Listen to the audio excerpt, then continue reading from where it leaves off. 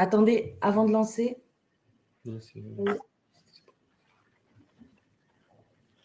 Bonjour à tous, j'espère que vous m'entendez bien. Bienvenue dans ce webinaire. Merci à Hublot Lepage d'intervenir aujourd'hui. On est ravis de ce partenariat en droit public et de l'environnement. Alors, ce n'est pas notre premier webinaire ensemble. On a eu déjà un webinaire sur le devoir de vigilance et il y en a d'autres de prévus. Donc, n'hésitez pas à vous abonner à nos différentes pages pour suivre les prochains thèmes. Aujourd'hui, on est réunis pour parler de l'enjeu que suscite la sobriété foncière. Et avant de passer la main à Roxane, je vais vous présenter rapidement, je vais vous dire quelques mots de doctrine. Donc, en fait, nous, on est une plateforme d'intelligence juridique. On met l'intelligence artificielle au service du droit depuis maintenant 7 ans. On innove de manière continue pour permettre à nos 13 000 clients d'accéder aux informations pertinentes dans un cadre juridique mouvant. Et du coup, je vais vous laisser la main pour parler du sujet de la sobriété foncière. Je rappelle juste qu'on est ensemble donc jusqu'à 12h15 et surtout n'hésitez pas à poser des questions dans le chat, on y répondra à la fin du webinaire. Bonjour à tous, merci d'être avec nous. Donc, on est tous les trois avocats au sein du cabinet Hublot Lepage, on se présentera chacun notre tour et je vous propose d'entamer tout de suite donc sur cette thématique assez vaste qui est celle de la sobriété foncière. Donc, je vais peut-être vous passer nos présentations à chacun que vous retrouverez bien entendu sur notre site. Et on va passer donc directement sur le sommaire de l'intervention. Donc, on va vous proposer dans un premier temps un petit focus sur l'objectif ZAN, qui est finalement toujours d'actualité depuis plusieurs années et qui, je pense, le sera encore pendant quelques autres. Ensuite, un point sur les dispositifs finalement qui permettent un petit peu d'atteindre cet objectif de sobriété foncière en matière de densification du bâti. Et enfin, un focus particulier sur la thématique des friches qui a aussi connu une très grosse actualité là, à la toute fin du mois de décembre.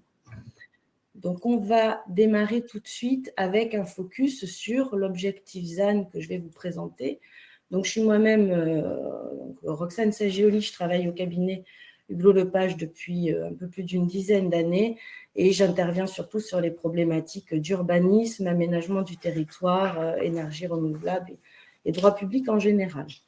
Alors, pour en revenir sur notre sujet, donc focus sur l'objectif ZAN, je vous proposais une première approche chiffrée comme on le fait à chaque fois et je vois que les tableaux cachent un petit peu les données.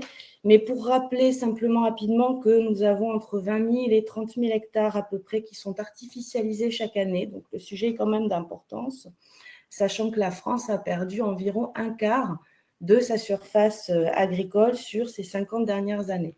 On compte à peu près entre 6 et 9% du territoire national qui sont artificialisés. Je vous ai mis un petit top 5, c'est toujours assez parlant, que j'ai récupéré sur le média Novétique. Voilà, pour vous montrer que, sans surprise, c'est l'Île-de-France qui bat un petit peu tous les records, suivi par la Bretagne, ce qui est peut-être un petit peu moins évident, et par les Hauts-de-France.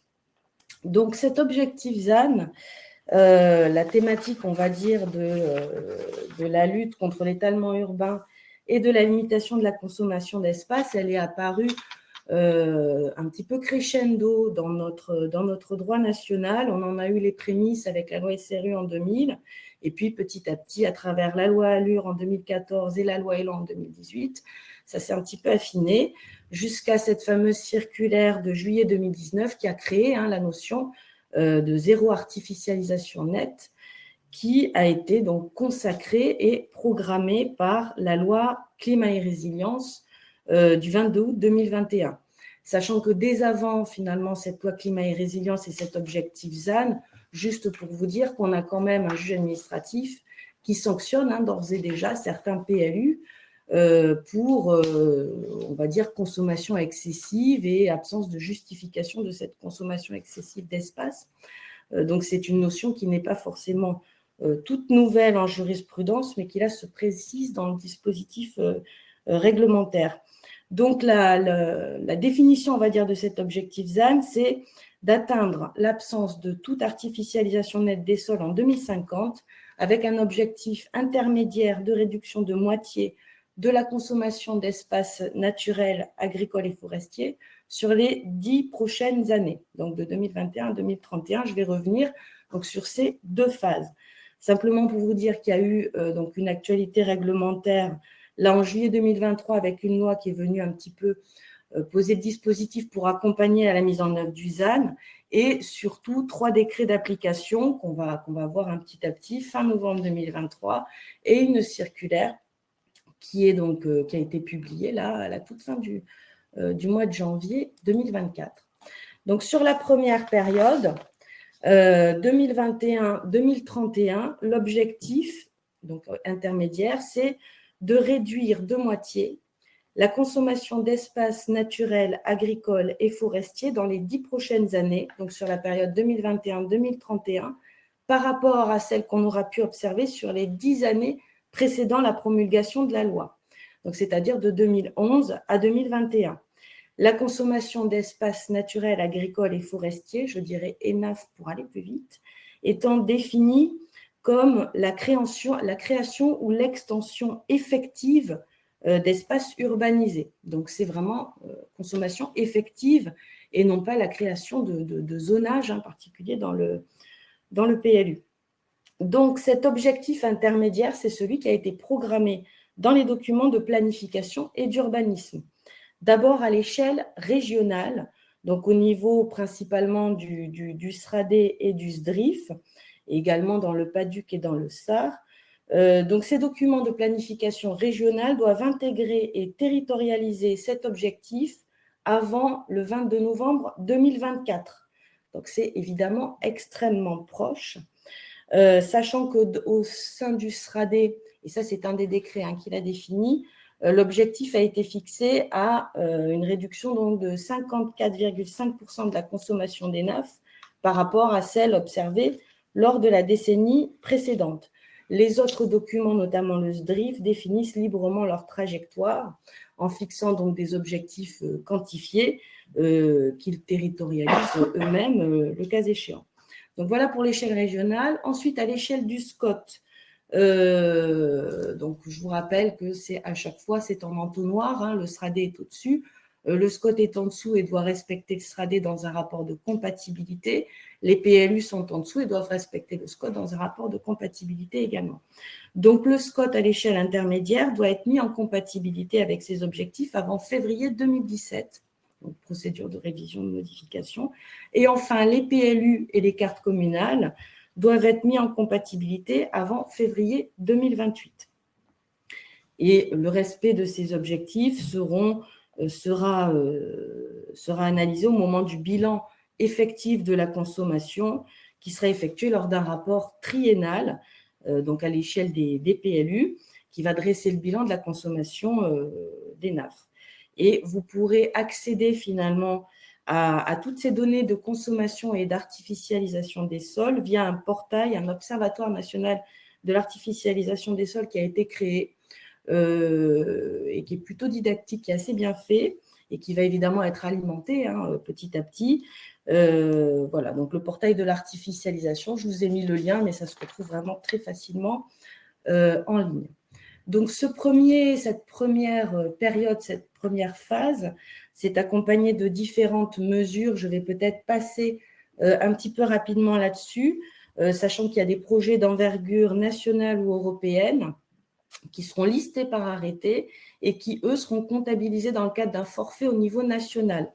C'est-à-dire que ça ne comptera pas, ce sera décompté finalement des objectifs qu'on a dans les documents inférieurs. Vous avez également cette fameuse garantie communale d'au moins 1 hectare qui sera réservée pour les communes qui auront un document d'urbanisme prescrit, arrêté ou approuvé avant août 2026. La fameuse garantie de trait de côte aussi pour les communes qui sont touchées par la problématique de recul de trait de côte. Vous avez également, je ne vais pas forcément revenir là-dessus, mais des principes d'interdiction de création d'extensions de surface commerciale, source d'artificialisation des sols, qui était attaché à la loi climat et résilience, donc avec des dérogations particulières. Un nouveau mécanisme de sursis à statuer spécifique aux ZAN qui a été institué et qui permettra donc aux collectivités de bloquer les projets qui seront jugés fortement consommateurs d'espace. Je pense que là aussi, il y aura sans doute beaucoup de travail pour les avocats. Et enfin, un droit de préemption, ZAN aussi, qui a été créé, notamment sur les friches, principalement. Et donc, ce dispositif-là, attaché à la première période, fait l'objet de sanctions qui sont assez lourdes, à savoir que si cet objectif intermédiaire n'est pas intégré au SRADE et au SDRIF avant l'échéance fixée, donc novembre 2024, une baisse uniforme de 50% s'appliquera à tous les SCOT ou, en l'absence de SCOT, au PLU ou aux cartes communales sur la période concernée, donc 2021-2031. Si les SCOT n'intègrent pas à leur tour l'objectif avant février 2027, toutes les ouvertures à l'urbanisation qui étaient prévues par le SCOT seront suspendues. Et enfin, si les PLU et les cartes communales n'intègrent pas cet objectif avant février 2028, aucune autorisation d'urbanisme ne pourra être délivrée dans une zone à urbaniser, donc là c'est quand même extrêmement lourd, ou dans tous les secteurs de la carte communale où les constructions sont autorisées. Donc c'est un peu un gel total du territoire. Voilà pour le premier objectif, donc sur la première période d'application. À partir de 2031, on rentrera là finalement dans le véritable dispositif ZAN, à savoir objectif donc de réduction de l'artificialisation nette. Pour ce faire, le législateur a donné une définition de l'artificialisation des sols qui est consignée à l'article L101-2-1 du Code de l'urbanisme, pour la présentation duquel je vais redonner la main à Doctrine pour qu'il vous fasse une petite démonstration. Alors, merci beaucoup. Hop, je vais partager mon écran. Est-ce qu'on voit bien mon écran ? En fait, on connaît Doctrine pour la jurisprudence, mais on a aussi toute la partie loi. Et notamment, c'est important de suivre, vous en parliez justement, de toutes ces nouvelles mesures qu'il est important de suivre, mais d'avoir aussi de manière contextualisée. Donc, l'idée ici, c'est d'avoir la frise chronologique pour être sûr d'être sur la bonne version et de voir tous les différents changements, le cas échéant. Mais surtout, cette contextualisation pour avoir une vue à 360 degrés d'un article avec les commentaires liés, les différentes décisions qui sont sur la base de cet article-là, mais aussi revenir aux documents parlementaires, revenir à la source, à l'esprit du législateur pour avoir vraiment une lecture très précise de cet article-là. Et il est même possible d'affiner la recherche, donc de se dire, par exemple, on va se focaliser sur la renaturation. Et en affinant la recherche, on va pouvoir faire le tri parmi tous les documents parlementaires. On en voyait plus de 500, on tombe à 49. L'idée vraiment derrière cette recherche doctrine sur la partie loi, c'est d'aller directement à l'essentiel, au contenu pertinent à travers toutes ces informations. Et enfin, la possibilité de suivre cet article si jamais il est amené à évoluer, mais également d'avoir toutes les nouvelles décisions sur la base de cet article. C'est vraiment de la veille personnalisée qui va vous permettre de sélectionner la thématique que vous souhaitez suivre. Et je vous relaisse la main. Merci beaucoup.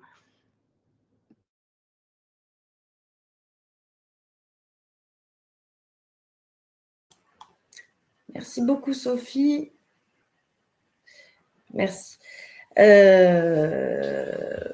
Bon, alors, comme vous avez fait la présentation un peu vite, je vais quand même revenir sur le contenu de l'article, même si c'était très clair. Alors, juste en 2 mots, qui nous définit donc l'artificialisation brute comme étant l'altération durable des fonctions écologiques d'un sol, en particulier ses fonctions biologiques, hydriques et climatiques, ainsi que de son potentiel agronomique par son occupation ou son usage. Donc, c'est une définition très fonctionnelle de l'artificialisation des sols. Et l'artificialisation nette, donc celle qui est attachée évidemment à l'objectif. C'est défini comme le solde entre l'artificialisation brute, définie donc par le code, et la renaturation des sols, qui seront constatés sur un périmètre et une période donnée. Donc, ces nouveaux objectifs seront évidemment fixés et évalués au sein des documents de planification et d'urbanisme. Et les surfaces qui seront qualifiées comme artificialisées ou non artificialisées dans le cadre de cet objectif ZAN sont catégorisées dans une nouvelle nomenclature que vous retrouverez annexée à l'article R101-1 du Code de l'urbanisme, que je peux même d'ores et déjà vous afficher sur le slide suivant.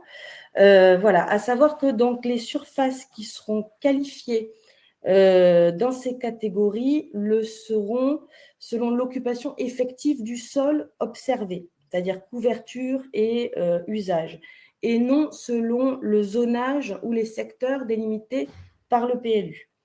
L'occupation effective, donc, comme vous le voyez là sur la colonne de droite, est mesurée à l'échelle de polygones dont la surface est définie en fonction des seuils qui sont consignés, donc seuil de référence. Donc, c'est 50 mètres carrés pour le bâti et 2500 mètres carrés pour toutes les autres catégories de surface. Et précision importante également, le bilan s'effectue, donc le bilan de l'artificialisation s'effectue à l'échelle des documents d'urbanisme et non pas à l'échelle des projets. Donc, ce n'est pas un objectif qui s'applique au terrain d'assiette d'un projet, mais véritablement à l'échelle du document d'urbanisme. Voilà un petit peu pour la présentation sur le focus ZAN. Je vais, pour la seconde partie, laisser la main à mon confrère Théophile Bégel. Merci beaucoup, Roxane. Effectivement, deuxième partie. Donc, Théophile Bégel, je suis avocat au sein du cabinet Hublot-Lepage depuis 5 ans, où je m'occupe essentiellement de droit de l'environnement et de droit de l'urbanisme. Et c'est sur cette dernière thématique que je vais intervenir aujourd'hui pour vous présenter quelques dispositifs en matière de droit de l'urbanisme qui visent et qui tendent effectivement à ce même objectif de sobriété foncière dans la constructibilité.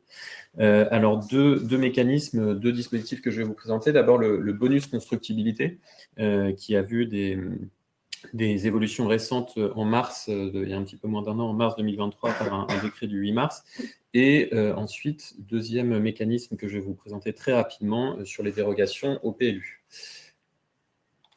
Alors, le dispositif, le bonus de constructibilité, c'est une forme on peut appeler ça communément une sorte de bonus écologique qui permet de déroger et de dépasser les règles de surface, de gabarit et de hauteur, et donc qui permet pour certains projets, certains types de constructions qui sont présentés, listés à l'article L151-28 de Code de l'urbanisme, à savoir les bâtiments à usage d'habitation, les logements sociaux, logements intermédiaires, ou encore, et c'est ces constructions-là dont je vais vous parler, les constructions faisant preuve d'exemplarité énergétique, environnementale ou qui sont dites à énergie positive.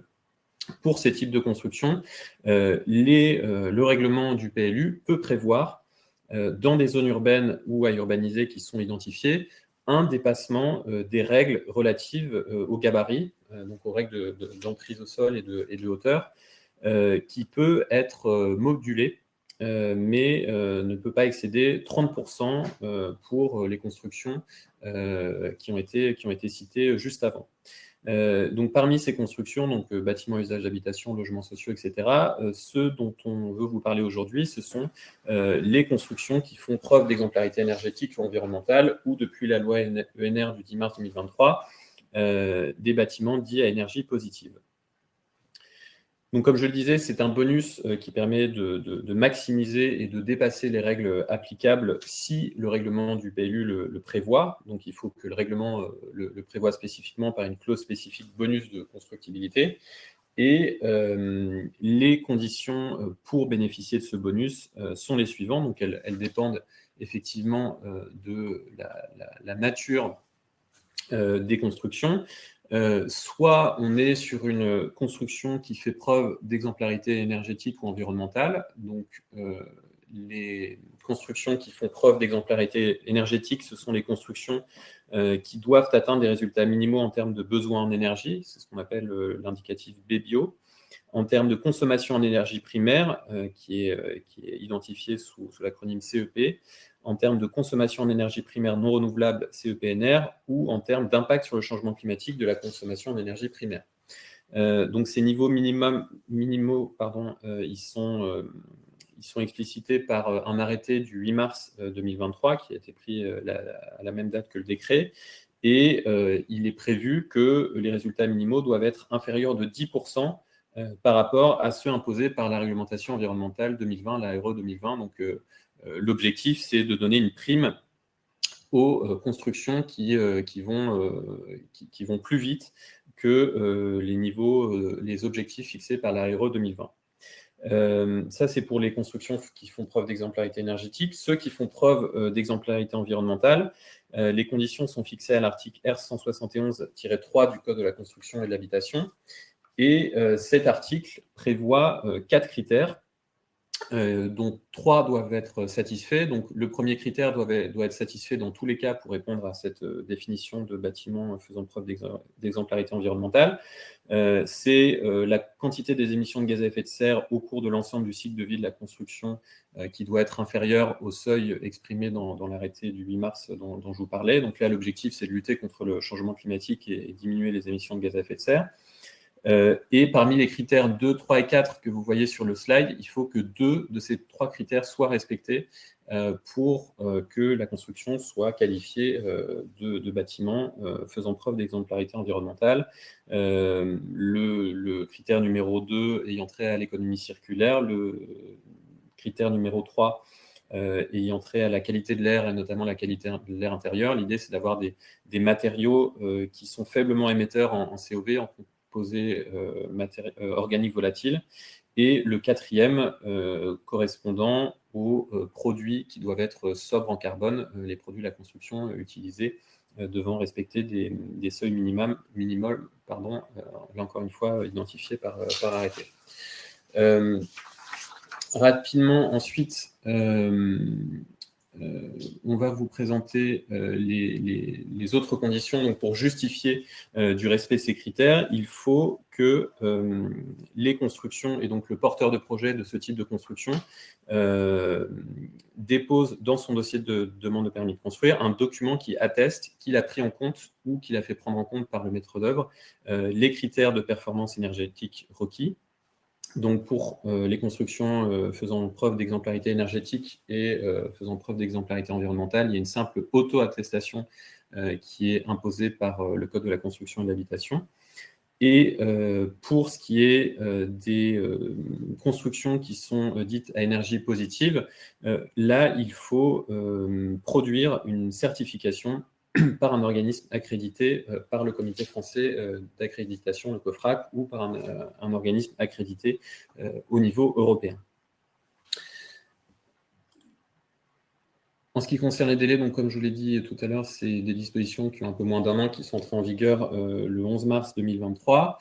Et l'arrêté et le décret du 8 mars 2023 prévoient également des sanctions pour le porteur d'un projet qui bénéficie de cette majoration, donc cette possibilité de construire selon des hauteurs, des règles de hauteur plus importantes s'agissant de ce type de construction, mais qui n'aurait pas ensuite réalisé des travaux conformément à ce sur quoi il s'est engagé, donc selon les critères notamment d'installation d'équipements de production d'énergie renouvelable. Il y a une amende prévue par les contraventions de la 5e classe, donc 1 500 € et 3 000 € en cas de récidive. Et il est également prévu que la personne coupable de ces infractions peut aussi encourir la peine complémentaire d'affichage ou diffusion par voie de presse écrite ou tout autre moyen de communication de la décision prononcée à son encontre. Ça, c'est pour le bonus de constructibilité, donc il ne s'applique que si le règlement du PLU le prévoit spécifiquement, donc par une modification, le cas échéant, du document d'urbanisme. Deuxième type de dispositif qui permet une sobriété foncière et qui permet de maximiser les possibilités de construction sur le territoire, les dérogations au PLU. Donc les dérogations au PLU, elles sont prévues dans le Code de l'urbanisme directement, dans les dispositions législatives, qui prévoit qu'il est possible pour certains projets, et je vais vous en présenter 2, mais il y en a évidemment beaucoup plus, certains projets de déroger aux règles de hauteur, aux règles de gabarit, si certaines conditions sont respectées. Et l'idée, c'est encore de favoriser et de permettre l'accélération de la transition énergétique et écologique pour donner, encore une fois, une prime à certains types de projets. Donc la première des dérogations dont je vais vous parler rapidement, qui est un peu plus ancienne que les dernières dispositions que je vous ai présentées, mais qu'il était important de noter, c'est les dérogations permettant l'isolation des constructions existantes et l'installation d'ombrières solaires. C'est un dispositif qui prévoit que l'autorité compétente en matière de délivrance de permis de construire peut, par une décision motivée, déroger aux règles des PLU relatives à l'emprise au sol, à la hauteur, à l'implantation et à l'aspect extérieur des constructions pour autoriser certains projets donc, qui sont ici listés, certains types de travaux, donc des travaux qui permettent notamment d'isoler l'isolation des constructions en saillie de façade dans la limite d'un dépassement de 30 cm par rapport aux règles d'implantation des constructions. Des travaux aussi d'isolation, cette fois-ci non pas latérale mais verticale par surélévation des toitures. Il y a encore une fois la possibilité de déroger dans la limite de 30 cm au-dessus de la hauteur maximale autorisée par le règlement d'Inplus, la hauteur maximale des constructions qui organisent ces types de travaux d'isolation. Et également la mise en œuvre de dispositifs de protection contre le rayonnement solaire. Donc là, l'idée, c'est évidemment de garder la température naturelle et d'éviter le réchauffement des constructions, encore une fois, par des dispositifs qui peuvent permettre un dépassement de 30 cm par rapport aux règles d'implantation des constructions. Et puis, dernier type d'installations aussi qui sont autorisées et qui peuvent déroger aux règles, notamment d'insertion et d'aspect extérieur, la possibilité de doter certaines aires de stationnement d'ombrières, encore une fois, pour permettre la production d'énergie renouvelable au-dessus de certaines aires de stationnement. Autre dérogation, et cette fois-ci, j'y reviendrai vraiment très rapidement, puisque ce sont les dérogations pour les projets de construction ou de travaux réalisés sur des friches. Donc, ma consoeur Raphaël Janel va vous présenter un peu la définition et les éléments qui permettent de caractériser une friche. Mais ce qu'il faut retenir, c'est que les travaux qui sont réalisés sur des friches peuvent aussi déroger aux règles relatives, cette fois-ci au gabarit, donc emprise au sol et hauteur des constructions, dans la limite d'une majoration de 30% de ces règles.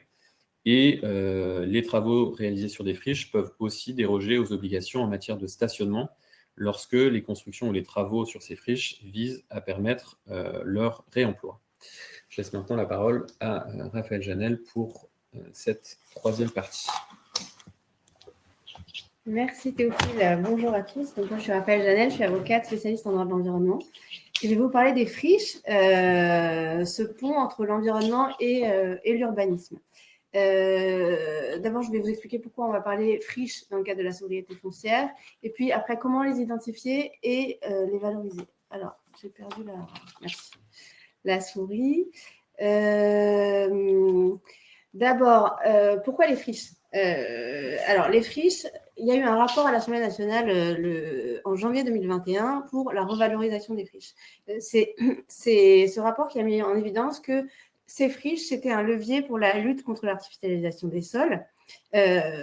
Pourquoi ? Parce que réhabiliter des sols qui ont déjà été artificialisés permet d'augmenter le foncier disponible sans engendrer de nouvelles artificialisations. Et puis, peut-être pour vous donner une idée du potentiel de ce dont on parle, en 2021, le ministère de l'Environnement évaluait les friches industrielles seulement à un ordre de 2400. D'autres sources ou d'autres acteurs parlent, eux, de 4000 à 10 000 sites concernés, pour une surface totale qui serait comprise entre 90 000 et 150 000 hectares. Donc, c'est un vrai levier dans la lutte contre l'artificialisation des sols. Il y a plusieurs types de friches. Il y a les friches industrielles, qu'on connaît peut-être plus parce qu'elles présentent un risque sanitaire ou environnemental et qu'elles sont plus surveillées. Il y a aussi les friches commerciales, je pense aux zones commerciales en zone périurbaine. Voilà. zones abandonnées. Il y a aussi les friches administratives et les friches militaires. Un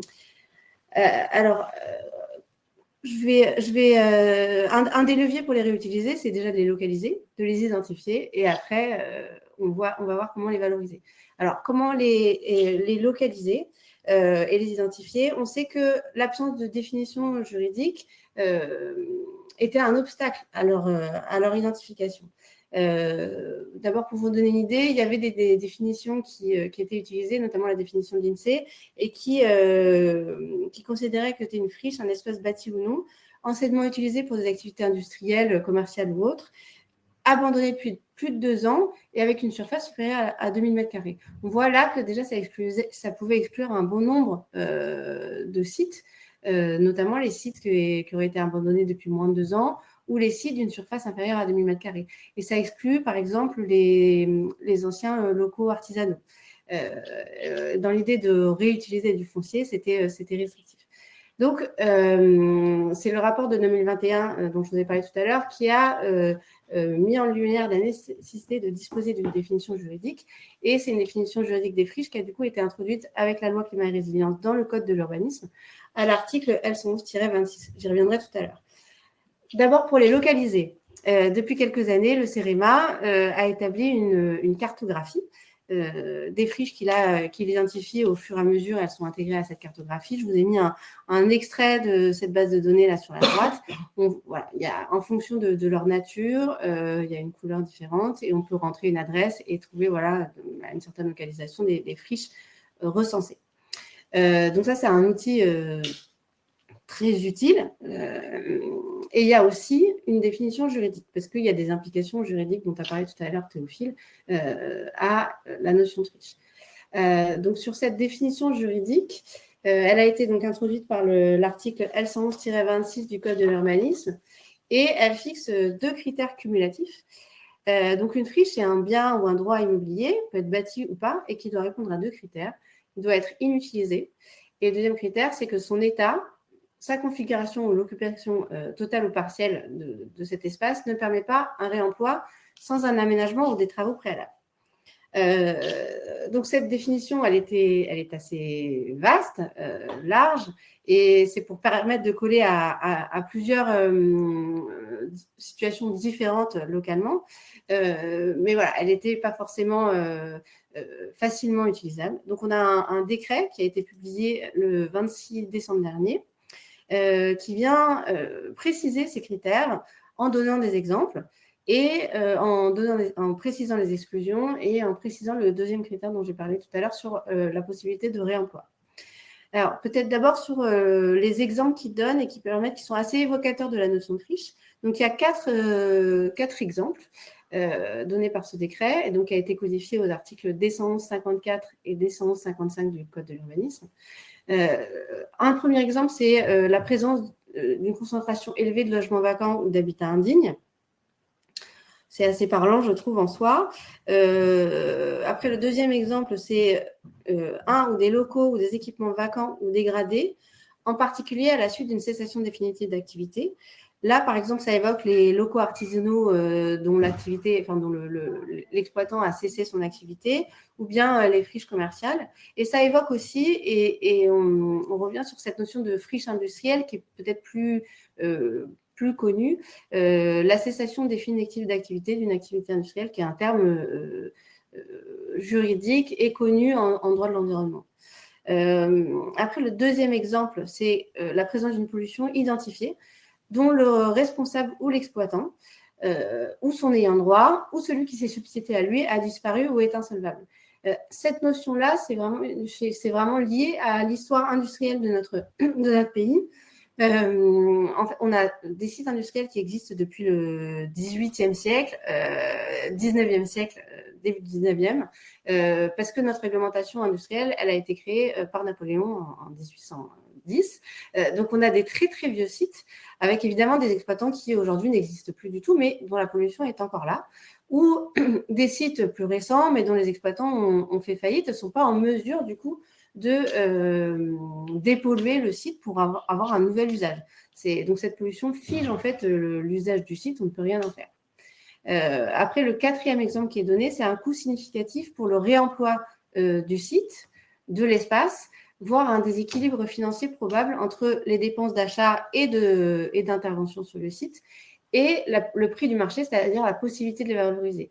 L'exemple, ça va être, on a un foncier qui est peu cher, et donc pour réutiliser le site, il va falloir investir beaucoup pour dépolluer, c'est un coût très important, faire des études, faire les travaux, et on ne pourra pas revendre le site parce que le foncier est pas cher, à un prix qui vient compenser les dépenses d'acquisition et d'intervention. Donc, voilà les exemples qui nous ont été donnés par ce décret, qui fixe aussi des exclusions de la notion de friche. On ne peut pas considérer comme étant une friche ou qualifier de friche un terrain non bâti à usage ou à vocation agricole ou forestier. On voit bien pourquoi, parce que l'objectif de la sobriété foncière, c'est de ne pas d'artificialiser le moins possible, et à terme de plus artificialiser, les espaces agricoles ou forestiers. Donc, si on permettait de considérer comme une friche un espace agricole ou forestier, on contournerait quelque part l'objectif de zéro artificialisation nette. Donc, voilà, ça, c'est une exclusion qui est prévue expressément par le décret. Et puis, dans le chapeau du décret, étaient aussi visés les terrains à caractère naturel, renaturés ou non, de la qualification de friche. Là aussi, on voit bien, c'est lié à cet objectif pour éviter de contourner l'objectif de zéro artificialisation nette. Et puis, c'est aussi ça explicite assez bien la logique de la qualification de friche, parce que un terrain naturel, on va pas avoir besoin de faire des importants travaux d'aménagement, notamment pour réemployer à un usage naturel. Le deuxième critère, du coup, n'est pas rempli dans ce cas-là. Un autre élément dans le décret friche qui est intéressant, c'est qu'il considère, il précise que l'urbanisme transitoire qui est mis en place, par exemple, dans l'attente d'une requalification d'une friche, ne vient pas le priver de la possibilité de qualifier le terrain de friche. Je m'explique, c'est que on sait, quand on a un projet de requalification de friche, que ça peut prendre plusieurs années. Et donc, plus le temps de faire les études notamment. Et donc, plutôt que de laisser le site en déshérence, l'urbanisme transitoire, on va mettre des activités, installer des activités, le temps de pouvoir réemployer ou revaloriser cette friche. Par exemple, il y avait un endroit, alors c'est à Paris, je ne sais pas si on a des Parisiens parmi nous, mais dans le 18e, il y a une ancienne gare de marchandises qui a été réutilisée par la SNCF pendant plusieurs années comme un espace à vocation culturelle. Voilà, ça c'est l'urbanisme transitoire. Et donc, pendant cette période pendant laquelle il y a un usage du site, on ne perd pas la qualification de friche. Et le dernier exemple sur lequel je voulais revenir, qui a été apporté par le décret friche de décembre dernier, c'est qui vient préciser le deuxième critère de la notion de friche, et en donnant trois types d'interventions qui permettent la remise en état et la requalification du site. C'est d'abord la remise en état du site. Donc ça, c'est une notion qui est liée encore une fois à notre passif industriel. C'est lorsqu'on a une activité industrielle qui est mise à l'arrêt, on va remettre le site, le dépolluer pour qu'il permette un usage industriel sans mettre en danger l'environnement, la santé humaine, la qualité de l'eau ou l'air. Le deuxième type d'opération, c'est la réhabilitation du site. Là, il y a une définition, encore une fois, dans le Code de l'environnement, dans les dispositions relatives aux sites et sols pollués, et qui nous dit que la réhabilitation, c'est la procédure et les opérations qui permettent de s'assurer que l'état environnemental du site, donc son état de pollution, sera bien compatible avec l'usage qui était envisagé d'en faire. Par exemple, on a un site qui avait un usage industriel et qui a une pollution industrielle, et on envisage de le redonner à un usage résidentiel. Donc, on voit bien que ce n'est pas du tout le même type d'exposition. Il va y avoir des personnes sensibles sur le site. Donc, ça va être la réhabilitation, toutes les opérations qui vont permettre les études, les travaux des pollutions, qui vont permettre de s'assurer qu'il n'y aura pas de danger pour les futurs usagers du site. Voilà. Et la transformation du bien concerné, Donc, ça va être les opérations qui vont permettre de transformer peut-être un entrepôt en immeuble d'habitation. Voilà les précisions qui ont été données par le décret de décembre dernier. Alors, comment valoriser les friches maintenant? Une fois qu'on les a identifiées, comment les valoriser? Alors, Théophile a abordé les deux, une des possibilités de les valoriser. Donc, la première, c'est celle de délivrer des autorisations d'urbanisme qui dérogent à certaines règles du PLU quand on est sur une friche. Donc, on peut déroger aux règles de gabarit dans la limite de 30% et aux règles de stationnement. L'autre possibilité pour les valoriser, c'est pour les collectivités la possibilité d'instaurer un droit de préemption urbain dans le but de favoriser l'atteinte des objectifs de lutte contre l'artificialisation des sols par la réhabilitation des friches. Alors, donc ça, c'est vraiment deux outils importants. Mais attention, il va falloir à chaque fois qu'on va utiliser l'un ou l'autre de cet outil justifier de la qualification de friche sur la base des critères textuels. Sinon, on a un gros risque contentieux de contestation de l'autorisation d'urbanisme qui va être délivrée ou de la délimitation du droit de préemption urbain. Voilà, c'est pour ces deux outils. Peut-être je voulais revenir sur quelques points d'intention quand on veut valoriser les friches. Donc, évidemment, les friches industrielles qui présentent souvent un état de pollution et qui sont liées à une exploitation industrielle. Donc, avant de la valoriser et d'engager des frais, il faut vérifier que la personne qui est responsable de l'installation industrielle a bien fait la remise en état du site à laquelle elle est tenue de se conformer par les textes. C'est une obligation d'ordre public, donc ce n'est pas la peine de prendre en charge quelque chose que devait faire un tiers avant pour valoriser la friche. Ensuite, extrêmement important évidemment, c'est de connaître l'état environnemental du site afin de s'assurer que l'usage qu'on va en faire sera bien possible, qu'on ne va pas exposer des populations à un risque sanitaire. Peut-être un autre point d'attention, c'est la procédure de tiers demandeur. Donc ça, c'est la possibilité quand on a eu un site industriel pour le dernier exploitant de transférer la charge de la remise en état dont je parlais tout à l'heure à un tiers.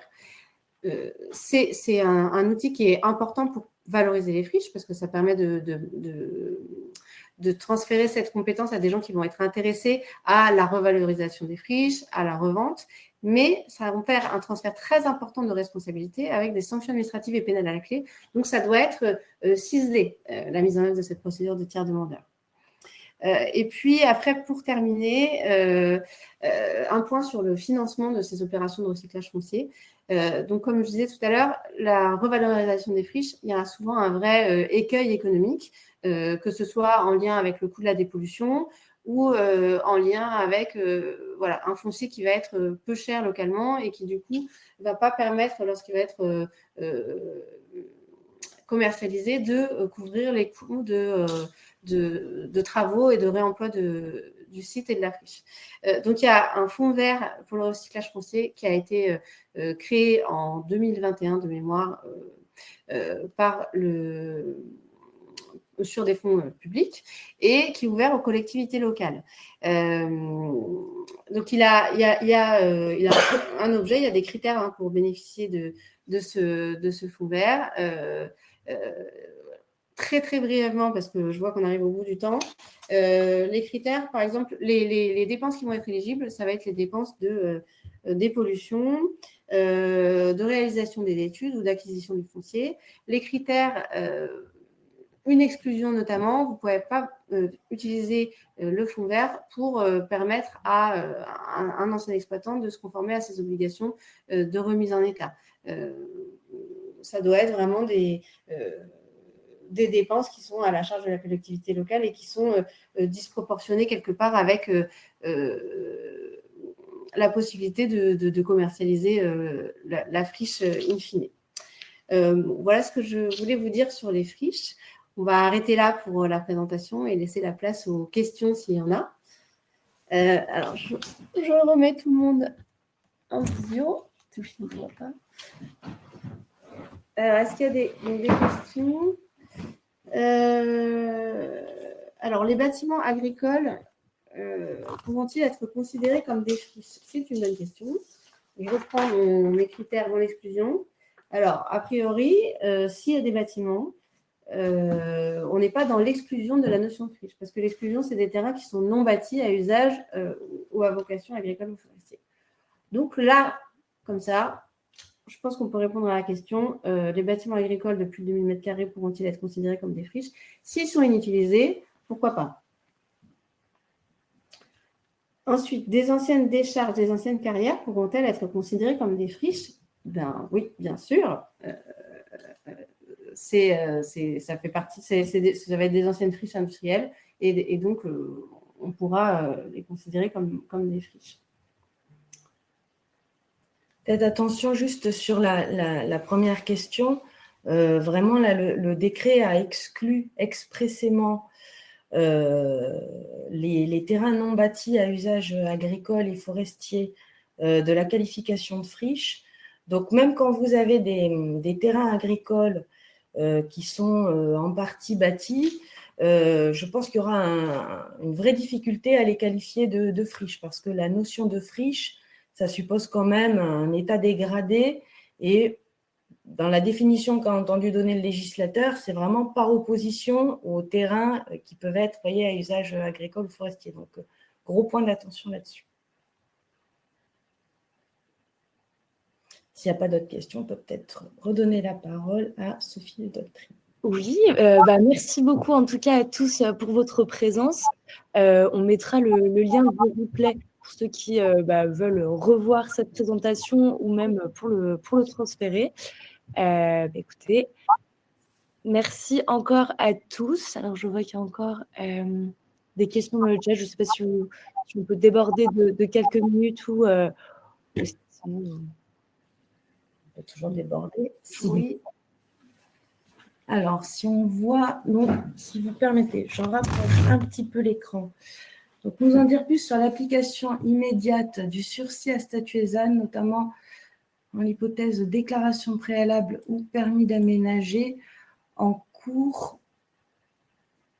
Alors, je n'ai pas le dernier mot, mais bon, j'imagine en cours de dépôt. Alors, le sursis à statuer, moi, j'attends de voir effectivement, parce que ça va être un gros sujet. Si vous voulez, là, ils ont créé un sursis à statuer ZAN, spécifique sur cette première période, mais ça reste le mécanisme de sursis à statuer classique qu'on connaît. Et pour l'enclencher, parce qu'un sursis à statuer, juste pour rappel, ça équivaut à un refus. Si on vous oppose un sursis à statuer, c'est pour 2 ans et ça veut dire en gros que votre projet est refusé. Et vous l'attaquez d'ailleurs de la même manière qu'un refus dans les 2 mois de la notification. Mais simplement, donc, il faut le justifier par un état d'avancement du document d'urbanisme qui soit suffisant pour montrer que par rapport aux objectifs, et là, donc, de limitation de la consommation foncière, votre projet vient s'y opposer. Sachant que le mécanisme sursis à statuer ZAN, il est attaché à la première période. C'est donc tout de suite, si on peut dire, encore que les documents n'ont pas du tout encore été mis à jour, ou du moins très peu, du dispositif ZAN. Donc, c'est applicable là dès maintenant. Si vous avez une collectivité qui a déjà suffisamment avancé son document d'urbanisme et qui peut donc justifier que votre projet d'urbanisme va venir contrarier les objectifs de limitation de la consommation des naves qui ont été définis, peut surseoir à statuer. Ce sera donc davantage le cas pour des gros projets, permis d'aménager, permis de construire. Par définition, une déclaration préalable, vu les quotas de surface 20 m², je ne pense pas. Je ne sais pas si j'ai suffisamment répondu. Et ensuite, on a question friche. Est-ce qu'une ancienne carrière qui a connu une renaturation spontanée est encore considérée comme une friche? Alors, je pense que c'est une bonne question. Une ancienne carrière, on est donc sur une ancienne installation industrielle. Après, est-ce qu'on répond aux 2 critères?